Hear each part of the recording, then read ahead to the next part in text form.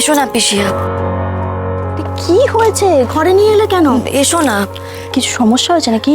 না না, সেটা না, তোমাকে কয়েকটা কথা জিজ্ঞেস করার আছে। হ্যাঁ বলো।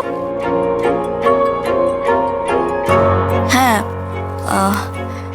মানে পিসিয়া, আমি জানি না তোমাকে এই কথাগুলো জিজ্ঞেস করা উচিত হবে কি না, কিন্তু এখন যা পরিস্থিতি আমার মনে হয় কথাগুলো আমার জানা উচিত।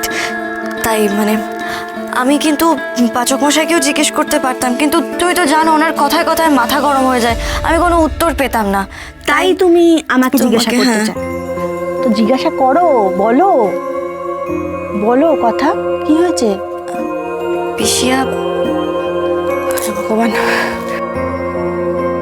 কথা বলো। আমি তো পিসিয়া, আমাকে বলাই যেতে পারে। আচ্ছা, বুঝতে পেরেছি।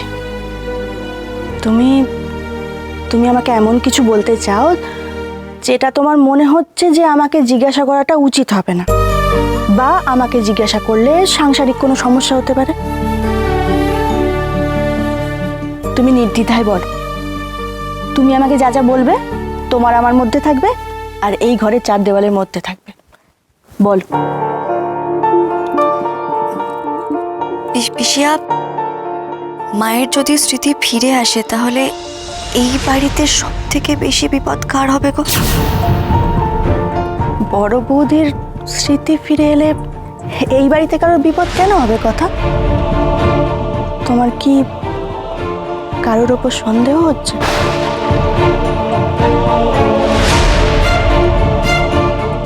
মেজমার কোনো বিপদ হবে কি?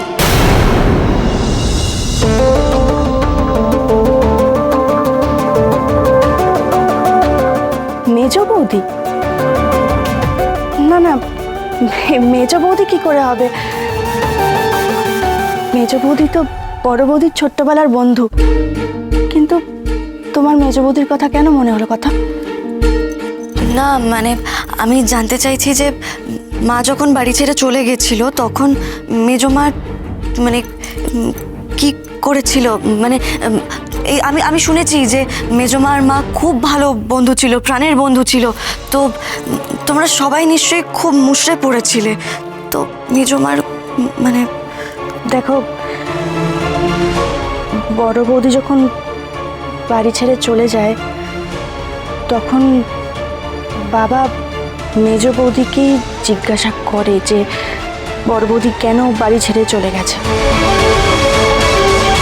আর মেজ বৌদি যে কথাটা বলেছিল সেটা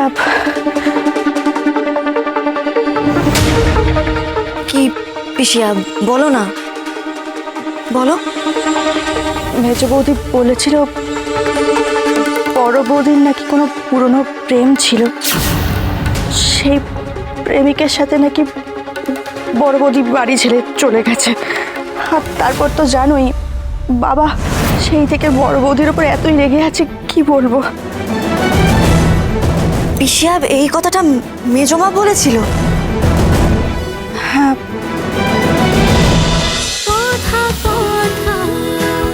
কথা সোম থেকে রবি প্রতিদিন সন্ধে ৭টায় স্টার জলসায় ও ডিজনি প্লাস হটস্টারে।